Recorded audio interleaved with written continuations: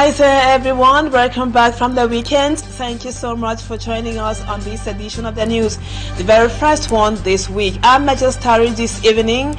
The weekend was a bloody one in the Anglophone regions of the country. 4 people were killed and others sustained severe injuries in a fresh attack which took place in Tumbor. Tumbor is a village in the Ndonga division of the Northwest region, and on that same Sunday, that was yesterday, a commercial bike rider was found dead after bullets were rained on him. That was in Bamenda. Kidnappings and lockdowns have become the order of the day, rampant in the two English-speaking regions of the country. We will be telling you more in this news edition. And in the second part of the news, viewers, the Minister of Secondary Education, Professor NALOVA LYONGA, will be reacting on the deviant behaviors of youth, especially students in schools, and the efforts the ministry has been doing to restore moral values among the young people. Viewers, those are our stories. Details and more when we come back.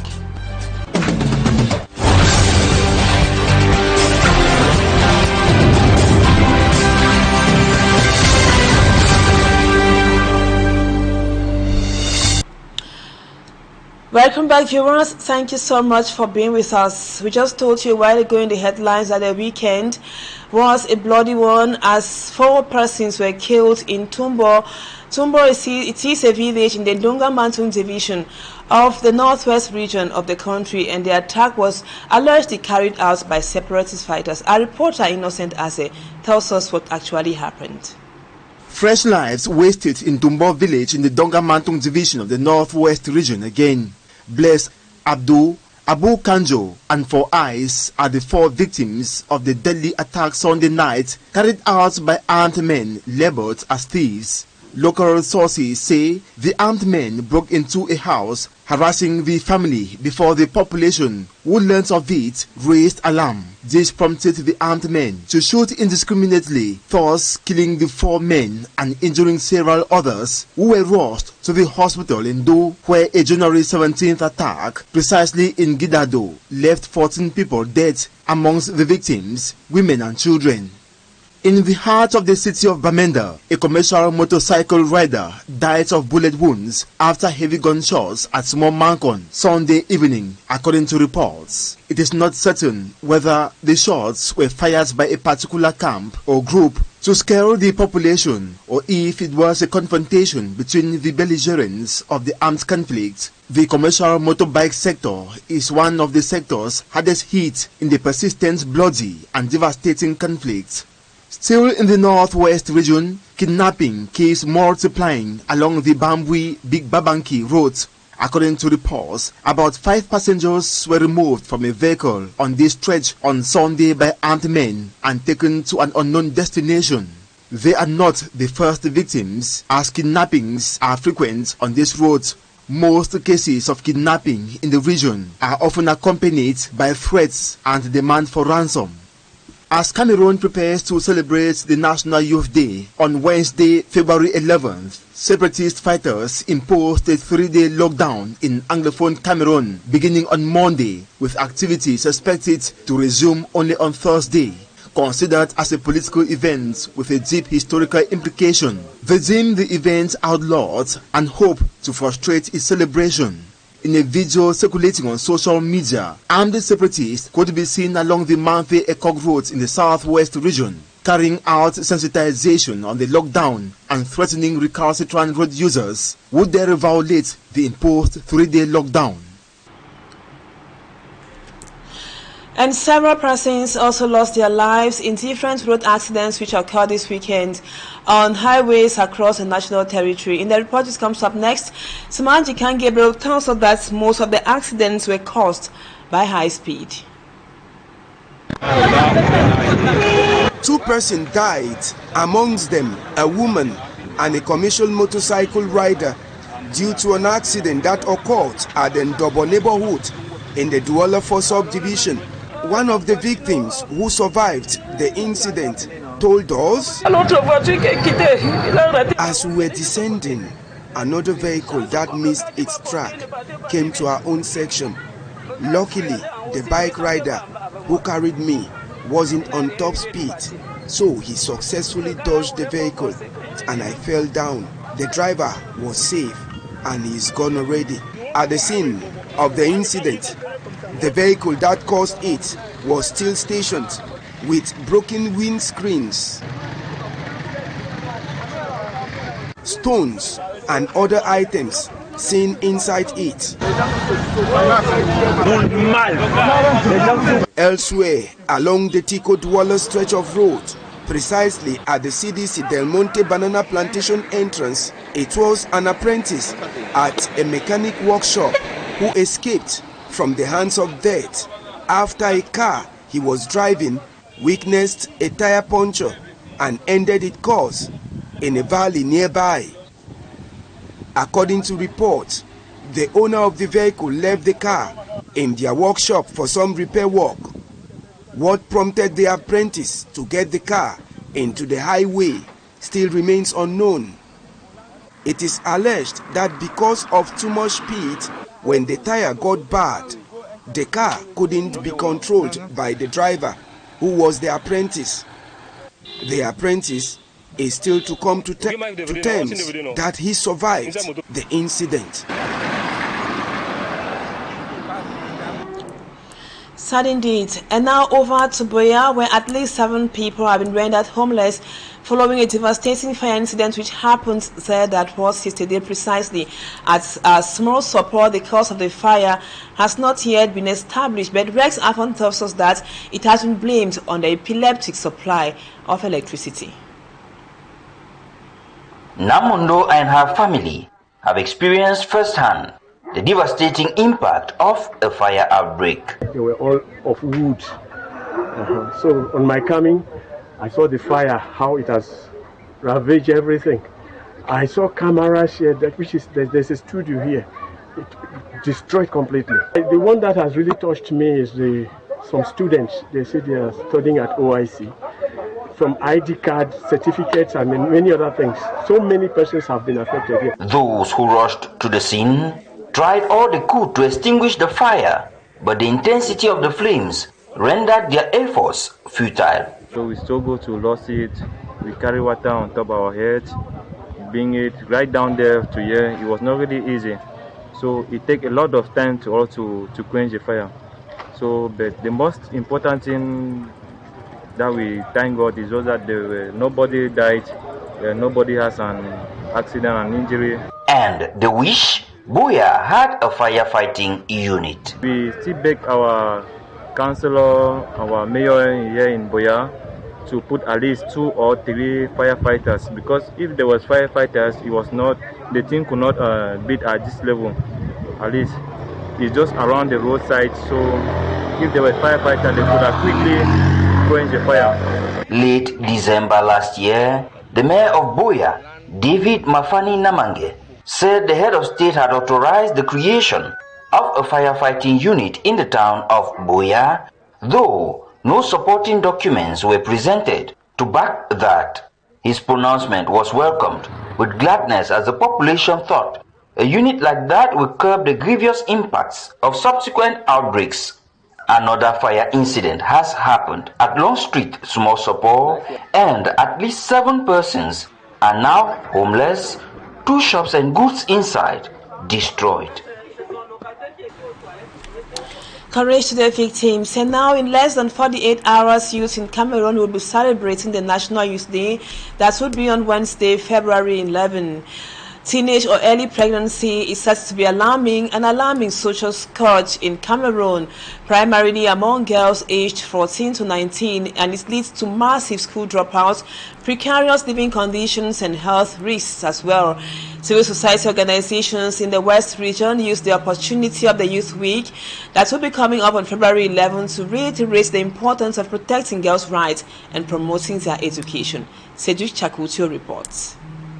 Teenage pregnancy is an alarming social phenomenon. In Cameroon, it is common among adolescent girls, often between 14 and 19 years old, leading to massive school dropouts, precarious living conditions, and health risks.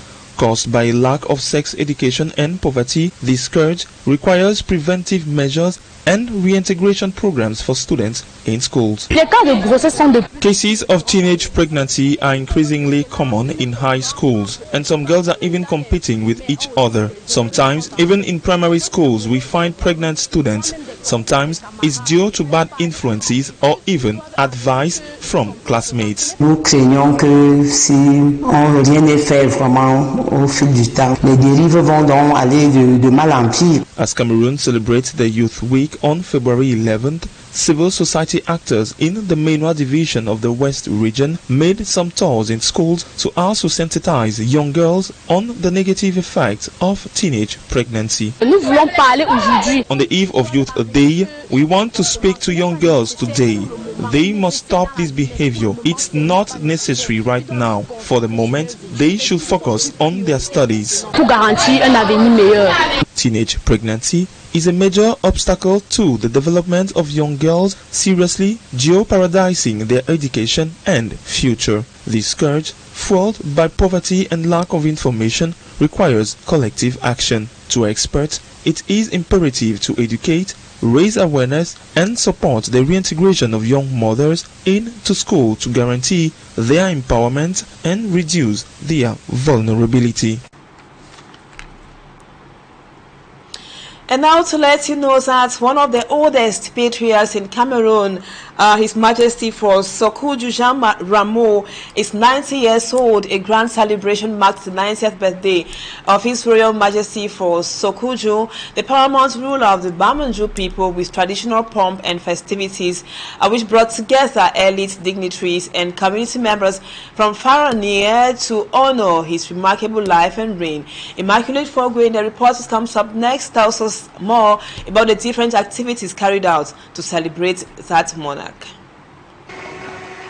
In a grand spectacle, members of the Menjong Secret Society are making their way into the inner courtyard of the Bamangju Royal Palace in celebration of the 90th birthday of His Royal Majesty Jean Rameau Sokoju, paramount ruler of Bamangju. According to Mose Muncha, a notable, the public outing of the Menjong is a rare occurrence, making this event even more significant. He adds that the chief's 90th birthday and 63 years of reign are a testament to his strength and respect, and the occasion called for a grand celebration. He says, before entering the palace, the Menjong made precise stops at specific locations in the village, marking the importance of the event. Que chaque commandant lui fasse le point de la situation. Each clan within the Secret Society presented gifts including goats to the chief as a symbol of allegiance. The parade featured cultural generals, allowing the chief to review the troops, assess the village's peace, and receive briefings on security and village affairs.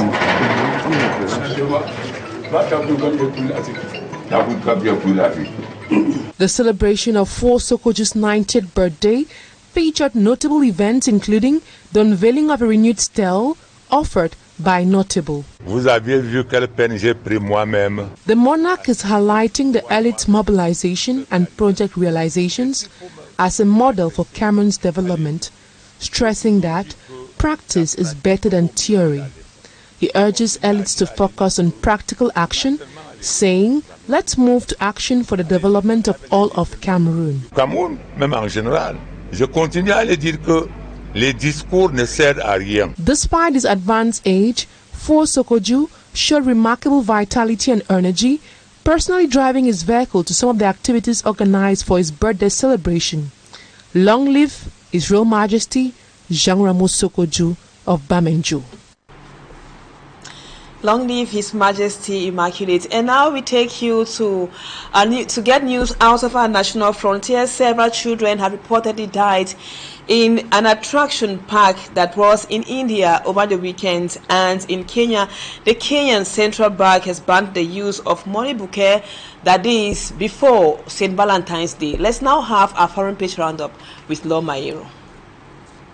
With Valentine's Day just around the corner, the Central Bank of Kenya has issued a formal warning Against the popular trend of money bouquet, while gifting cash is permitted, any physical alteration of the banknote is now strictly forbidden. The institution emphasized that folding, rolling, gluing, or stapling bills for decoration arrangement weakens the currency, leading to malfunctions in ATMs and counting machines, which in turn result in the high replacement of cost of the government. Under Section 367 of the Kenyan Penal Code, the deliberation defacing of the national currency is a criminal offense punishable by up to 3 months in prison or fine of 2,000 shillings.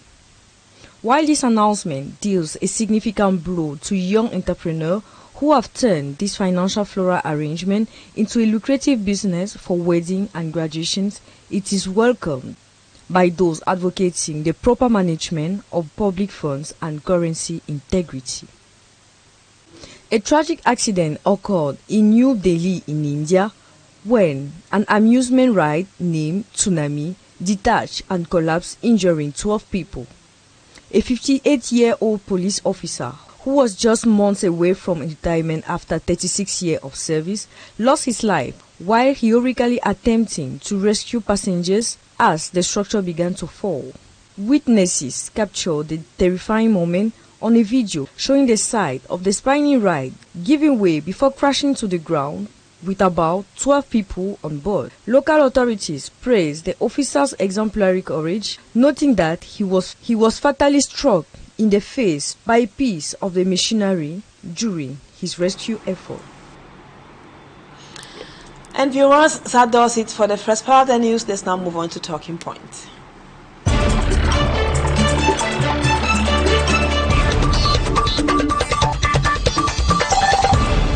Welcome back, viewers. Our guest tonight is the Minister of Secondary Education, Professor Pauline NALOVA, LYONGA. Thank you, Madam Minister, for accepting to be our guest in the news tonight.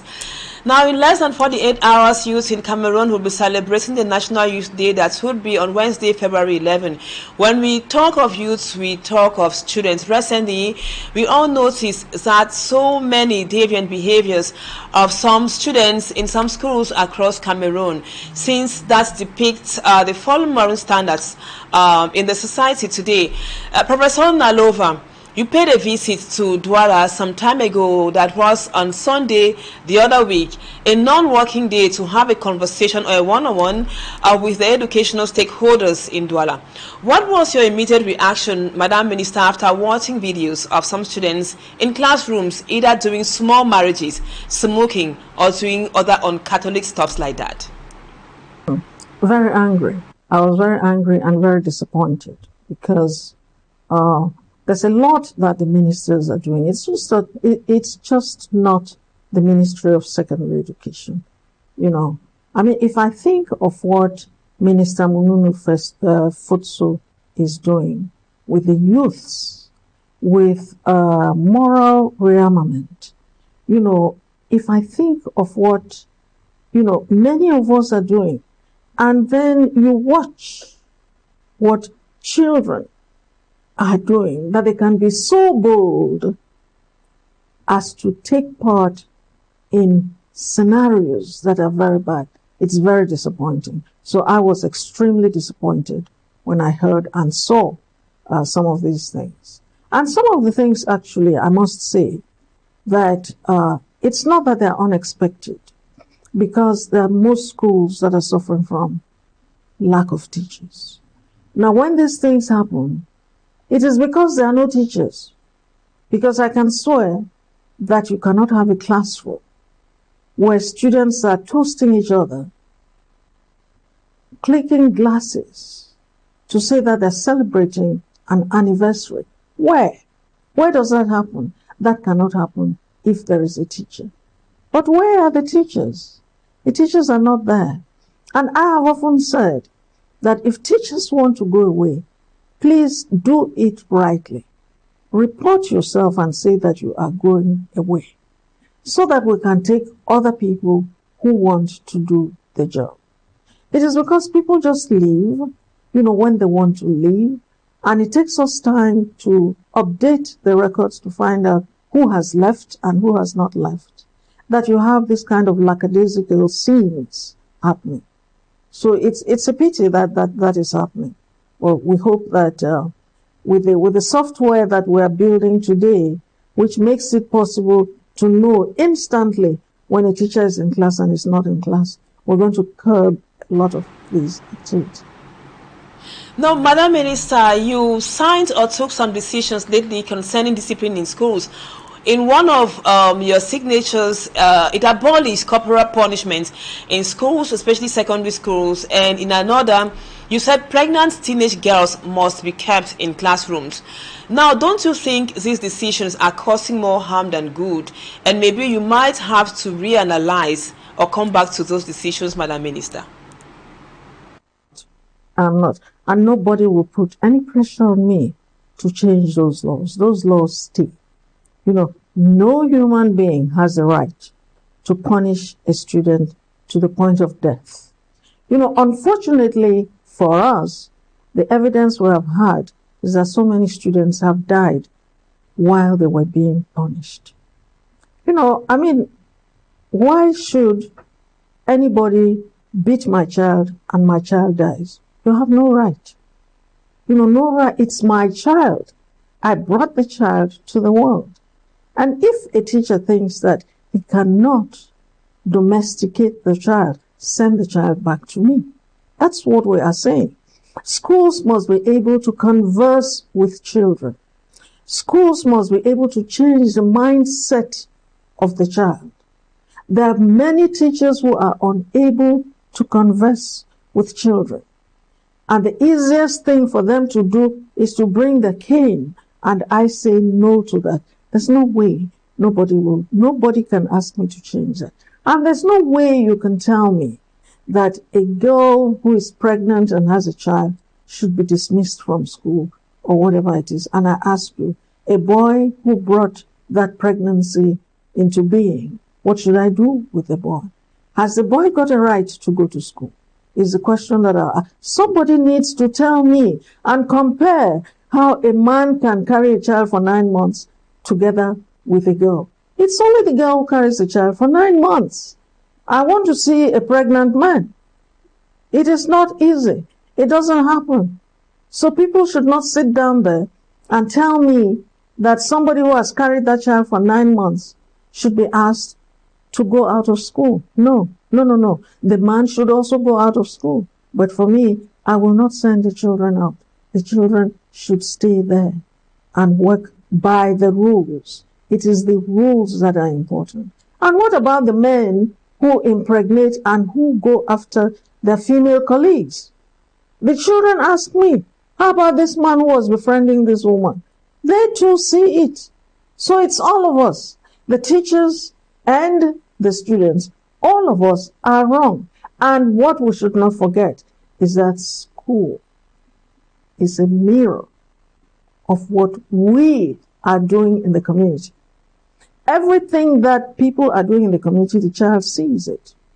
The child sees it on TV. The child sees it in the house. And the man, you think that the children are not seeing, they're seeing it. And so they will do it. So what punishment are we giving to ourselves? If we cannot control the children, why do you think that the only punishment should be given by the teacher to beat? What about you? You go and beat your child. Don't ask the teacher to beat your child. You see? So it's not an easy topic. Huh? It's not an easy topic. Somebody needs to tell me that it's easy, you can kill the child, it doesn't matter. No. People, do your work. Communities, do your work. And teach the children in your communities well, while we also do what we can do here. It's really not an easy topic, Madam Minister, but interesting explanation there.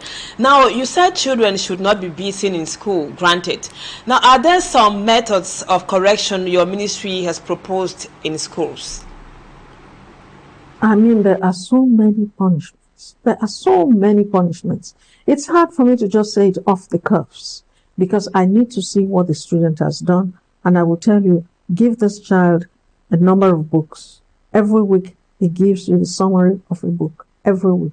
Give this child a number of guardians or one sector of the schoolyard to work on. and let them report on what they have done. Ask this child to work on the family farm and let them come and tell you. They will show us when they are finished. Let her or him show you what work he or she has done. Give them arts and craft. Let them do and report. They should do those things and report. So, I mean, there are many things that you can do. And then you can ask to move the child away from where they are. And somebody must follow up. The follow-up must be done so that we know that that child is following up. When the child is too much, that's when you send the child back to the parent, because it's only the parent who has the right to kill her child if he or she wants to.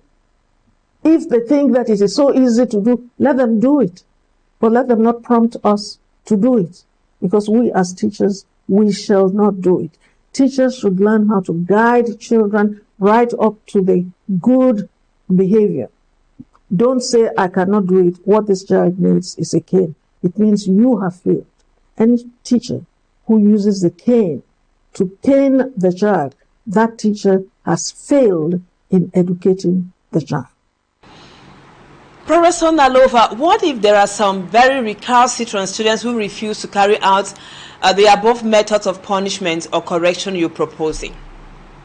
No, but that's why I'm telling you that the final point is that the child goes back to the parent. Because as I said, it is the parent who has the right. Even there, the law will not say that you have the right. Well, but if you don't want to go to school, what happens? You stop. Either you keep the standards or we keep the standards. We shall always keep the standards. If your child does not go by our standards, we remove her. And you take her. If you think your standards are better, you keep your child. That's what we are saying. But don't prompt us to do anything bad to that child. That child is a human being. He has a right to live. He has a right to be educated. And that child should be educated. Thank you so much, Madam Minister. But before we go, what message do you have for those students watching us out there, and even their teachers? Why not? Well, the message that I have for the teacher, for the students, is that the students are wrong to imitate adults. You may imitate adults on their ideals. There are things that are called ideals. On morals. If those morals teach you something, I'm telling you, children, if you're learning something from the morals of your mother or your father, then you know you're doing the right thing. But if you're doing something which makes it easy for you to do what we don't want, then that thing is wrong, because you don't have any value, any benefit. You're not benefiting from what you are copying. So don't copy it. It is your future. Your parents have already done their own thing. It's gone and passed. Don't imitate them. And as for your teachers, please stop doing the wrong thing to our children. We cannot always dismiss children, send them home, do that. What are you going to do with your society? Are you going to have all the wrongdoers in your society? When you have your boyfriends or girlfriends, please do your things out of the sight of children. And leave the children. The children have a right to their lives. Let them live a good life. Don't influence, don't try to get the children to learn what is not right.